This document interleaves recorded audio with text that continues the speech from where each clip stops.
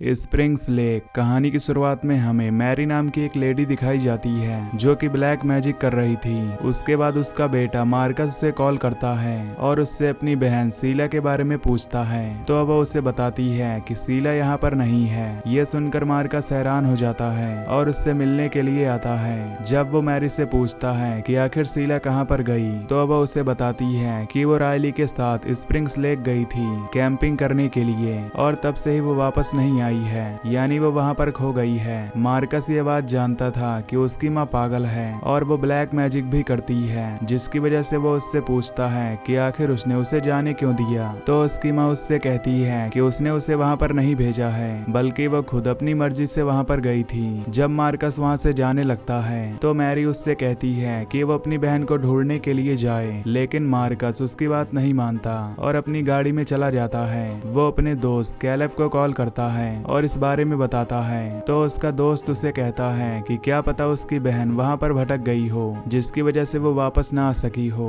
लेकिन मार्कस उसे बताता है कि वो स्प्रिंग लेक्स में खो गई है और ये सुनकर वो हैरान हो जाता है। और उन दोनों को ये बात पता थी कि स्प्रिंग लेक्स में जो कोई जाता है वो कभी वापस लौट कर नहीं आता। मार्कस कैलब से कहता है कि वो स्प्रिंग लेक जा रहा है अपनी बहन को ढूंढने के लिए। तो कैलब उसे रोकने की कोशिश करता है, लेकिन मार्कस उसकी बिल्कुल नहीं सुनता। उसके बाद जब वो घर पहुंचता है तो वो अपने पिता को कॉल करता है और उसे भी इस बारे में बताता है। तो उसका पिता स्प्रिंग लेक नाम सुनकर बहुत ही डर जाता है और वो उसे कहता है कि वहां पर जाना खतरे से खाली नहीं है। तभी अचानक उसके पिता का कॉल कट हो जाता है और ये देखकर मार्कस हैरान हो जाता है। अब मार्कस जब निकल रहा होता है तो एक बंदा उससे पूछता है कि आखिर वो कहाँ पर जा रहा है। तो वो उसे बताता है कि वो स्प्रिंग लेक जा रहा है हाइकिंग के लिए। ये सुनकर वो बंदा उससे कहता है कि जरूर उसे वहां पर कोई न कोई काम होगा, क्योंकि हाइकिंग के लिए आज तक कोई भी स्प्रिंग लेक नहीं गया है। मार्कस उसे बताता है कि उसकी बहन वहां पर खो गई है, इसीलिए वो उसे ढूंढने के लिए जा रहा है। तो वो बंदा उससे कहता है कि अब तक तो उसकी बहन वहां पर मर चुकी होगी। स्प्रिंग लेक के अंदर बहुत ही गलत गतिविधियां होती हैं, जिसकी वजह से वहां से कोई जिंदा वापस नहीं आ सकता।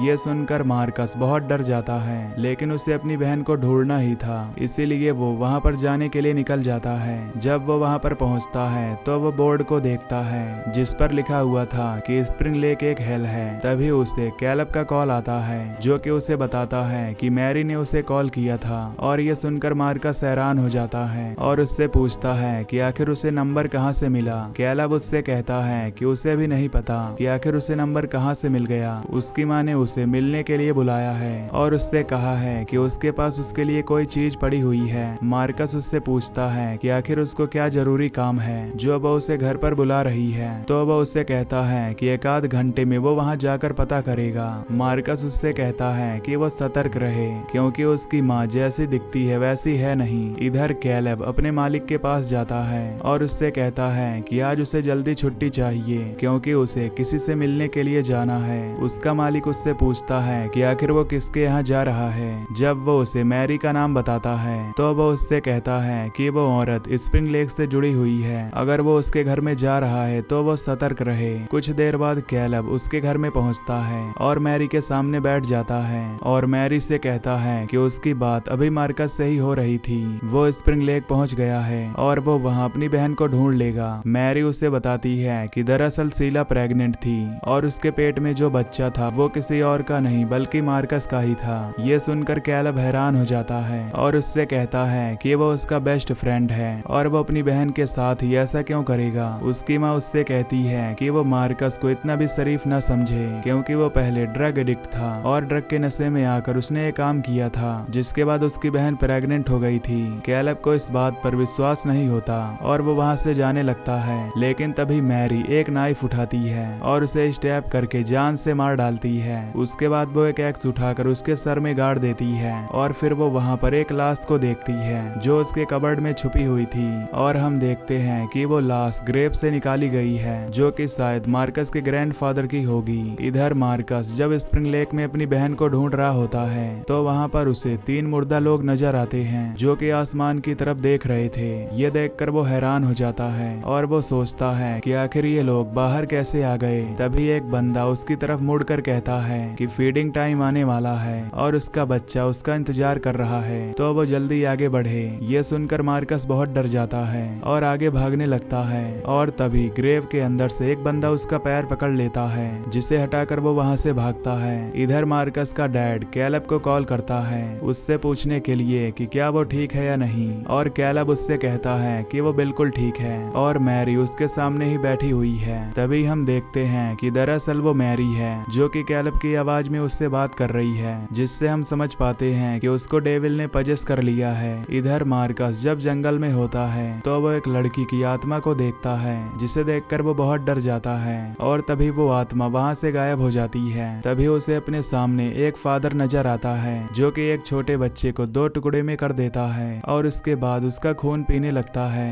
और मार्कस ये देखकर उससे पूछता है कि आखिर उसने ये क्यों किया, तो वह उसे बताता है कि ये उसका ही बच्चा है जिसे उसकी बहन सीला ने जन्म दिया था और डेविल ने इसकी बलि चढ़ाने के लिए कहा था। ये सुनकर मार्कस हैरान हो जाता है और उससे पूछता है कि आखिर वो उसका नाम कैसे जानता है, तो वह उसे बताता है कि स्प्रिंग लेक में सभी उसको जानते हैं और वो अब यहाँ पर आया है तो वह उन सब का एक मेंबर बन चुका है। ये सुनकर मार्कस हैरान हो जाता है और उससे कहता है कि वो पागल है, लेकिन फादर उससे कहता है कि इस बच्चे की अब बलि चढ़ चुकी है और अगर वो चाहे तो वो उसके साथ चल सकता है ताकि वो बच्चे का मांस खा सके। तभी वो मार्कस पर अटैक कर देता है और मार्कस उसे पीट कर वहां से भाग निकलता है। उसके बाद मार्कस के पास उसके डैड का कॉल आता है जो कि उससे पूछता है कि क्या उसे उसकी बहन मिल गई, तो मार्कस उससे कहता है कि यहाँ पर बहुत ही अजीब चीजें हो रही हैं और वो आज सुबह से ही अपनी बहन को ढूंढ रहा है, लेकिन वो उसे अभी तक नहीं मिली है। ये सुनकर उसका डैड उसे बताता है कि वो मैरी से मिलने के लिए उसके घर आ गया है क्योंकि उसने कैलब को कॉल किया था तो कैलब ने उसे यहाँ पर बुलाया है। ये सुनकर मार्कस उससे कहता है कि वो वहाँ पर ना जाए, लेकिन तभी अचानक कॉल कट जाता है और उसका पिता ये बात नहीं सुन पाता।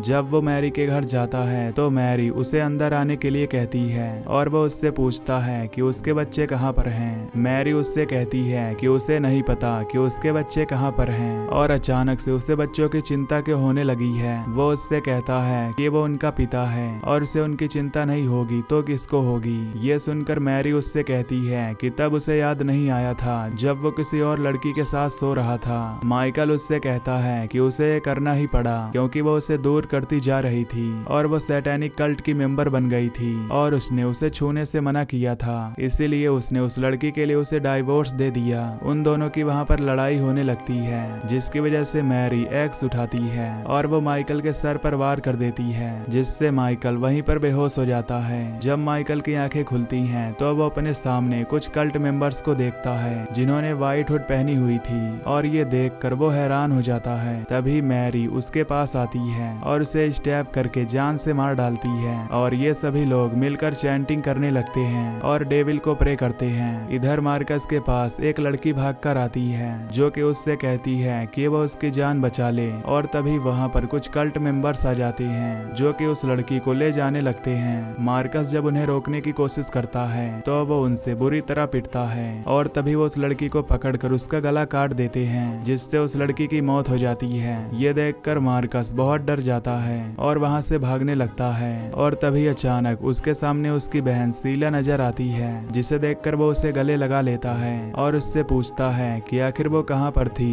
तभी वो देखता है कि दरअसल ये सीला नहीं बल्कि वो लेडी है जो कि अभी मारी गई थी और ये देखकर वो बहुत डर जाता है और तभी फादर वहां पर आकर उस पर अटैक कर देता है। मार्कस किसी तरह फादर से पीछा छुड़ाता है और वहां से आगे बढ़ता है और तभी उसे अपने सामने रायली नजर आता है जिसके साथ उसकी बहन यहाँ पर आई थी। मार्कस रायली से पूछता है कि उसकी बहन कहाँ पर है तो वह उसे बताता है कि वो दोनों साथ में ही थे, लेकिन अचानक से वो गायब हो गई। ये सुनकर वो उसका कॉलर पकड़ लेता है और उससे कहता है कि क्या उसने उसे मार डाला है, तो रायली उससे कहता है कि वो उससे प्यार करता था और वो उसे कभी हाथ नहीं लगा सकता। वो उसे बताता है कि सीला ने उससे कहा था कि उसके ग्रैंड डैड अभी जिंदा हैं और स्प्रिंग लेक में मौजूद हैं, इसीलिए वो उसके साथ यहाँ पर आया ताकि वो उसके ग्रैंड डैड को ढूंढ सके।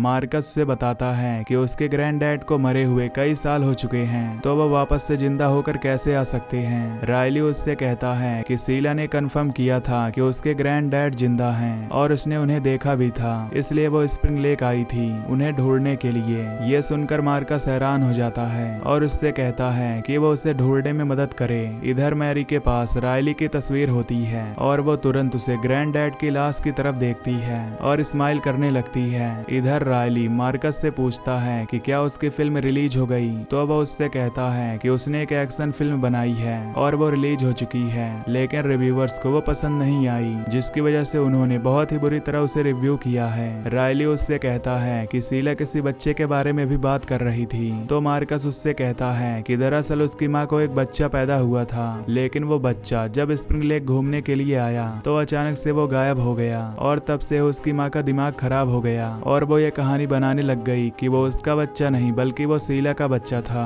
तभी अचानक रायली अपने सामने कुछ देखता है और वो वहाँ पर जाने लगता है और मार्कस उसे रोकने की कोशिश करता है, लेकिन वो उसके कहने से नहीं रुकता। इधर हम मार्कस की माँ मैरी को देख पाते हैं, जिसने रायली की एक वुडू डॉल बना रखी थी और वो उसकी डॉल को मोड़ने लगती है, जिससे रायली को दर्द होता है। और तभी ग्रेव के अंदर से एक मुर्दा निकलता है जो कि रायली को लेकर नीचे चला जाता है। मार्कस उसे बचाने की कोशिश करता है, लेकिन वो उसे नहीं बचा पाता। और तभी मार्कस को फिर से उस लड़की की आत्मा नजर आती है जो कि उसे राह दिखाती है और अपने साथ लेकर जाने लगती है। मार्कस जब आगे बढ़ता है तो उसे उसकी बहन शीला उसे मिल जाती है और उसे देखकर वो उसे गले लगा लेता है। वो उसे कहता है कि उन्हें अब यहाँ से चलना चाहिए और वो उसे लेकर वहाँ से जाने लगता है। इधर डीमन मैरी से कहता है कि अब उसे उनके बच्चों की बलि चाहिए, लेकिन मैरी उसे मना कर देती है, जिससे वो डीमन बहुत ज्यादा नाराज हो जाता है। तो वह उसे काबू कर लेता है और उसे मना लेता है अपने बच्चों की बलि चढ़ाने के लिए। मार्कस जब अपनी बहन को लेकर जा रहा होता है तो अपने सामने वो फादर को देखता है जो कि निवस्त्र होकर उस बच्चे की लाश को गाड़ रहा था। वो अपनी बहन को चुपके से वहां से ले जाने लगता है, लेकिन वो बंदा उन्हें नोटिस कर लेता है और वो उसकी बहन के पास आकर उसके साथ जबरदस्ती करने लगता है। लेकिन तभी उसकी बहन चाकू उठाकर उसका प्राइवेट पार्ट काट देती है, जिससे उसे बहुत दर्द होता है। और मार्कस एक पत्थर उठाकर उसके सर पर वार करता है, जिससे उस फादर की वहीं पर मौत हो जाती है।